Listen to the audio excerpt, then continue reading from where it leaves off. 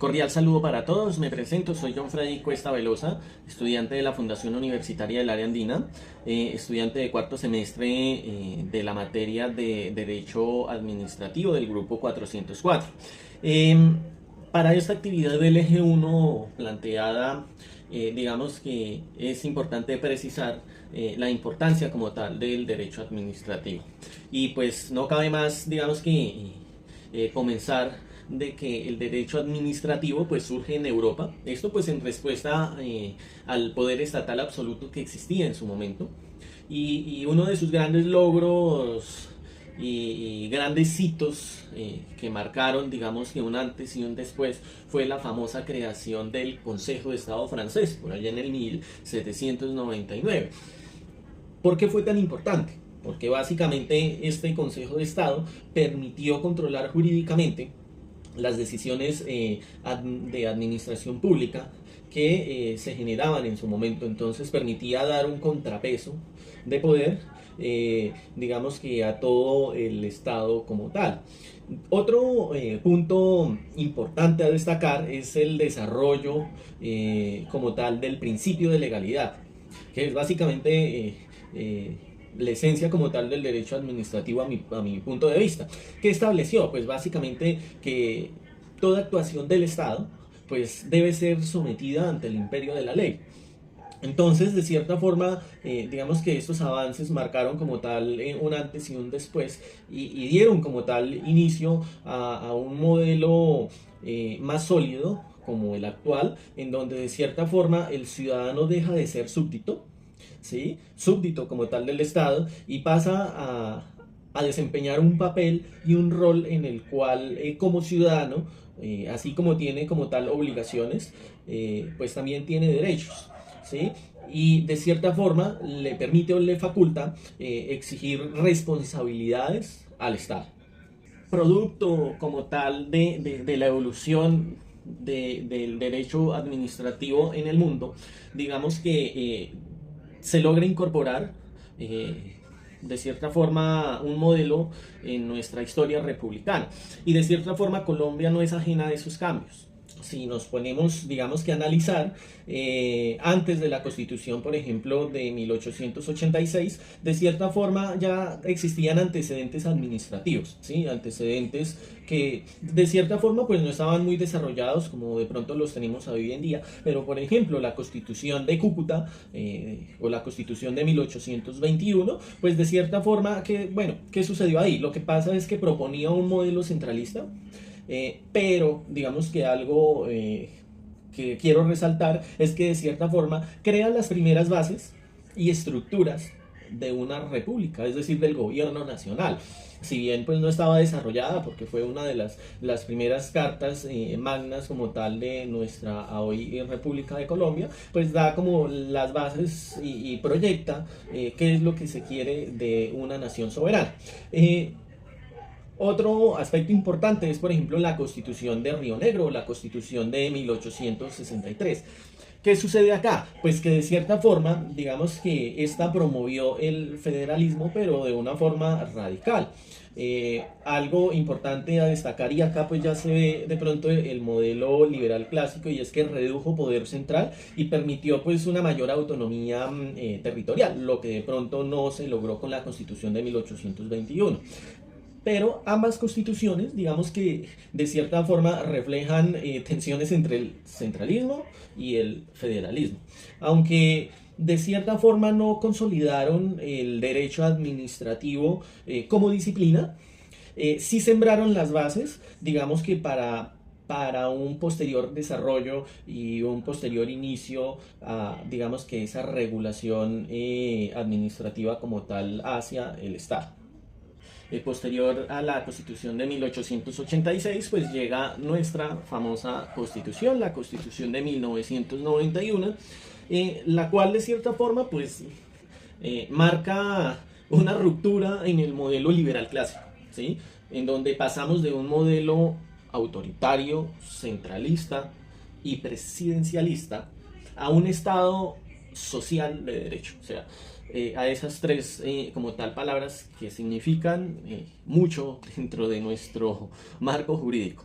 ¿Por qué? Porque básicamente brinda protección ante derechos fundamentales que están descritos en nuestra Constitución, genera herramientas constitucionales para nosotros como ciudadanos, de cierta forma ser partícipes, ¿sí? Dentro del Estado, dentro del gobierno y dentro de nuestra democracia, porque básicamente antes la participación, entre comillas, democrática se limitaba solamente al voto popular. Acá no, acá de cierta forma se crean, digamos que ya herramientas constitucionales para que el ciudadano pueda de cierta forma ejercer control y ser partícipe de esas decisiones y de esos órganos de control. Entonces digamos que acá, por ejemplo, el Estado Social de Derecho, pues su finalidad es garantizar la dignidad humana, ¿sí? Garantizar la participación ciudadana. Esos son sus ejes centrales como tal de nuestra república,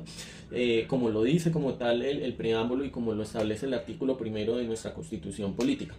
Digamos que otro artículo importante acá es el artículo 209. ¿Y qué establece? Pues básicamente establece los principios como lo es el principio de legalidad, el principio de eficiencia que está destinado, por ejemplo, a las entidades y organismos como tal de control del Estado. Habla sobre el tema de la economía, sobre el tema de la celeridad, sobre el tema de la imparcialidad, publicidad. Bueno, en fin, digamos que reúne ciertos principios que de pronto antes no los teníamos. Esto significa que pues la administración pública pues ya no es solo de ejecutar como tal normas, ¿sí? De ejecutar y de como tal garantizar ciertas formalidades, sino de ser, digamos que, garante de derechos y promotora de bienestar social.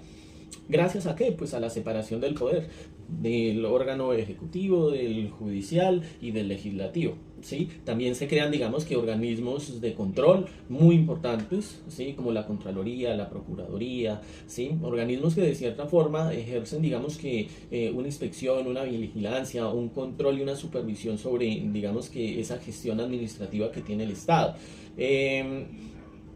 Eso, digamos que importante, pero a mi modo de ver, digamos que la creación de la Corte Constitucional o el bloque de constitucionalidad, digamos que a mi punto de vista fue el hito más grande, ¿sí? Porque básicamente la Corte, la Honorable Corte Constitucional, lo que hace es ser, digamos que, ese escudo protector que garantiza que lo que está en nuestra Constitución se debe cumplir y se debe garantizar, ¿sí? Que lo que está en nuestra Constitución consignado no se quede en palabras, se debe convertir en acciones, ¿sí? Entonces digamos que hace un llamado al orden constitucional, hace un llamado a la separación de poder, y digamos que es un punto muy importante que tiene nuestra democracia.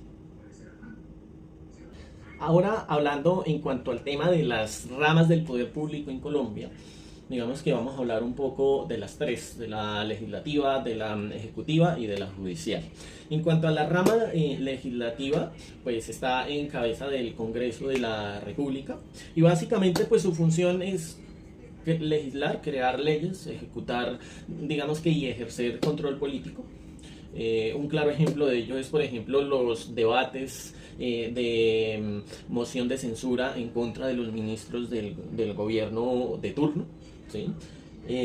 Ya, por ejemplo, la rama ejecutiva, pues en cabeza de la presidencia de la República, pues su función básicamente es dirimir la administración pública y ejecutar de cierta forma las políticas, los programas establecidos como tal dentro de su cartera.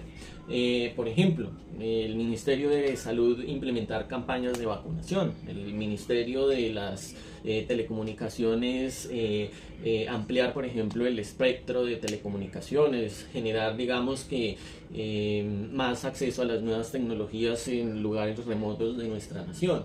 Este como tal es su fin o su finalidad como tal. La rama ejecutiva, digamos que en cabeza de la Honorable Corte Constitucional, pues busca de cierta forma proteger nuestra Constitución, nuestras normas, nuestras leyes, nuestros derechos fundamentales que tenemos como ciudadanos. ¿Mediante qué? Mediante decisiones, por ejemplo, sentencias de tutela que garanticen como tal derechos que fueron vulnerados. Entonces, acá, si nos damos de cuenta, existe un muy buen equilibrio dentro del Estado. Existen unos muy buenos órganos de control en cuanto a sus funciones. ¿Sí? Su finalidad de proteger como tal la institucionalidad y el Estado, de cierta forma es algo que resaltar. Bueno, ya para concluir este tema, es importante resaltar que el derecho administrativo, de cierta forma, pues cumple una función especial en cualquier Estado, en cualquier sistema jurídico, y es, de cierta forma, limitar el poder del Estado y garantizar que su actuación esté de acuerdo a la Constitución, ¿sí? Esté conforme con los derechos fundamentales y de cierta forma esté alineado con el interés, con la prevalencia del interés general. Digamos que en este orden de ideas, por ejemplo, el modelo liberal clásico que proponía básicamente veía al ciudadano como un sujeto autónomo, pero no le daba herramientas reales para controlar al Estado de cierta forma. En cambio, digamos que la Constitución de 1991 transformó eso. Entonces, convirtió al ciudadano en un sujeto de derechos. ¿Sí? Y de paso nuestra nueva Constitución convirtió al derecho administrativo en un mecanismo que permite exigir legalidad, que permite exigir transparencia a nuestras instituciones y de paso pues responsabilidad en la gestión y en la administración pública en cabeza pues de cada una de las corporaciones. Es por ello, digamos que el derecho administrativo pasa de ser solo una técnica a convertirse en una garantía real que brinda y garantiza el equilibrio de poderes, es decir, el equilibrio entre el Estado y el ciudadano, ¿sí? Entre la autoridad y los derechos fundamentales. Y de paso pues lo convierte en una vía para que de cierta forma el Estado social de derecho sea real y no se quede en un simple formalismo o en palabras en un papel. Muchas gracias.